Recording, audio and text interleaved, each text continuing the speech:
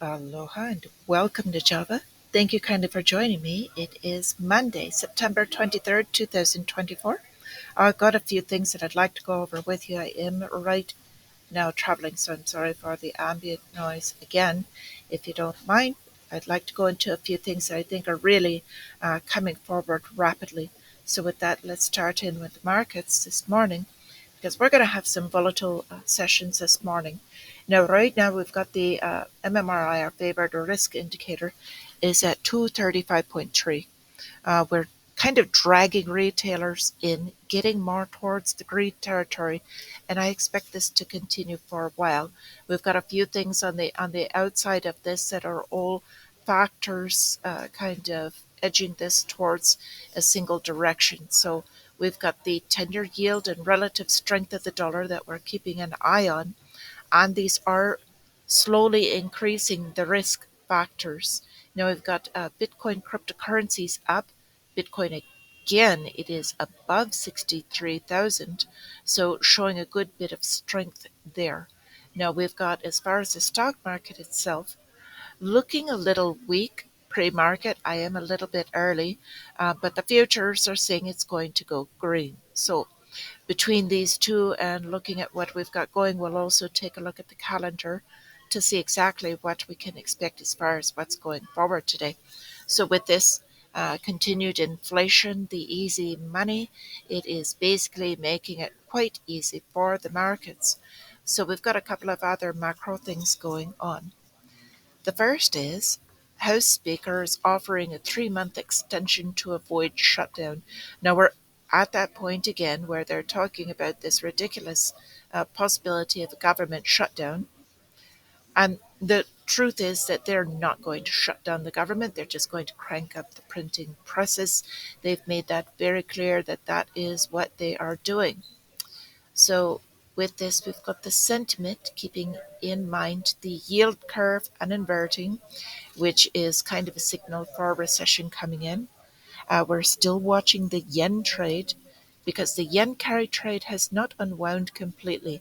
It's had a couple of bumps, but there is still a massive amount of derivatives that have not traded back or cleared out, so to speak. So that could be a large issue there.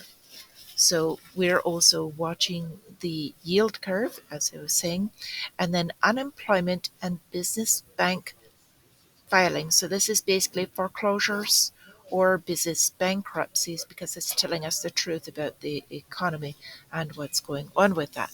So, as I was saying, weak at the opening, but it's very likely it will gather strength. Nobody knows for sure, not financial advice, but that's what it's looking towards. Oil is gaining strength on demand issues and production cuts. Okay, so we've got some levels that we're watching after all of this weekend tension. We've still got November selections or election cycle ahead, and we're going to have a lot of volatility until then. But the any major type of crash has been delayed, so they will just use either the plunge protection team to underpin it, or they've got some other ways that they can do between the bond trading and other things to keep this market propped up. Now, with this, we've got Deutsche Bank coming out saying that markets are underestimating the strength of the US dollar. And I think that's not quite accurate. It's not so much the strength of the US dollar, but rather the mechanisms that they've got behind it and what they are manipulating behind the doors, if you will. So let's go forward into the calendar. So this morning, prior to market open, we're going to hear from Fed President Bostic speaking, and they always manage the markets with whatever direction it is that they say that it's going. So 9:45, we've got PMI, which is numbers that they kind of look at as far as the cuts, and then two more Fed presidents speaking today, Goolsbee and Kashkari. Now Kashkari has already come out saying that he favors another half point rate cuts. So that would be good for the markets initially, but I think they would wonder about the panic that they see behind it. And I've got a couple of ideas about this that I'm going to speak about in a bit that could have possibly brought about this panic in the Fed or accelerated cutting. So we're watching the monetary and fiscal politics. They're pushing this forward until November. It is politically entwined, so there's a good portion of that. Now, I would like to bring up these next few things are all intertwined because this is where we're headed rapidly. This is going to be the unwinding and the revaluation everybody is asking about. It is for CBDCs. Now we've got the IMF staff proposing the REDI framework to catalyze CBDC adoption. Now they've gone full 180 degrees away from saying they weren't even considering it to now they're talking about the frameworks they'll be using for this. And we spoke about this the other day, but this is their method of revaluing prior to this crash, allowing the crash to happen, and they will come in with this solution. So we've also got Bank of Canada saying no to retail CBDC and a reshuffling of priorities.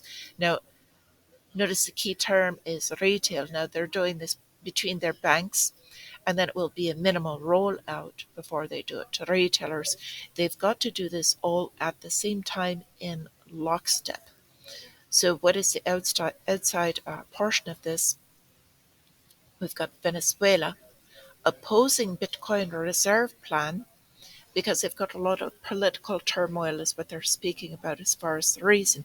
Now, Bitcoin has been proposed as a reserve plan by a couple of different countries, if you will. But I don't know that that is going to happen because that would give it too much of a pinning, at least not until they can manipulate enough through the derivatives and ETFs. Once they can do that, this Bitcoin reserve plan might happen similar to gold. Okay. So I just want you to understand, and especially if you're new, these forces that are going on outside of the markets trickle down into everything that is working with this. And when you have market volatility and why when Fed presidents speak, it moves the markets, it's for all of these reasons. And I'd like to bring up this, just think this is kind of a silly thing. We've got the Secret Service talking about the challenge keeping the world leaders safe at the UN General Assembly. Now, it's much more important what they're speaking about. Uh, But after what has just recently happened, I really can't blame any of them for not trusting the Secret Service. Now having two major issues, it's not a good track record they're leading towards. So we've got another issue is the external war we're talking about. Egypt is warning about an all-out regional war, basically now pointing the finger at Israel. And this is all spiking in the escalations that will help bring about what they need in order to make this major changeover that is coming. So we've got Germany coming out. Their central bank is issuing warnings on the economy. This has been coming for a long time. We've been speaking about this. The production down, the joblessness, and the cuts in employment are building. They're only starting. They've got their GDP could stagnate or even decline. It's because they're no longer producing anything. And basically, it's because they've had their supply of cheap energy cut because they chose to go green. And by going green, that really costs them quite a bit. And now they've got massive amounts of competition coming in from China, and they cannot keep up, especially with the expected wage increases. So we've got this other headline going along with this. Has the EU suddenly realized how much they've screwed themselves over, basically by cutting out all of their inexpensive energy supply from Russia? Now they're still buying energy, Russian energy. They're just purchasing it through a third party and paying even more. So with all of this happening, again, we've got the United States threatening Russia with a fresh round of oil sanctions. Now, it's shown that this hasn't worked prior, and they're still willing to try this again. And it makes no sense whatsoever unless this is by design. You have to think about this in the back end. Now, Moscow has warned about overestimating the significance of the measures taken by Washington, and is speaking about basically the willingness to put in this trade war, but really what's going on underneath. This is all about the currency war, what is backing it, because each country has something. It is either sovereign trust. No country has a currency backed by gold. The only one currently attempting this is Zimbabwe, and it's not working out too well.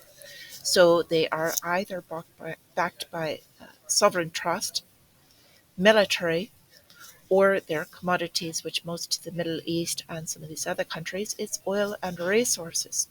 So by sanctioning this oil, they're creating more of a trade war, and all of them are now introducing their CBDC. So we're going to watch this game play out further. As it is now, they're all devaluing the currencies. United States, they do higher cuts, will devalue the dollar faster than the others.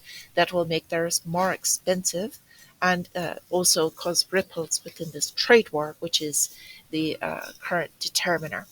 So with this, this is quite a bit to take in, but I wish you all a great trading day, wonderful day in general. I will see you again soon, and until then, my friends, stay free.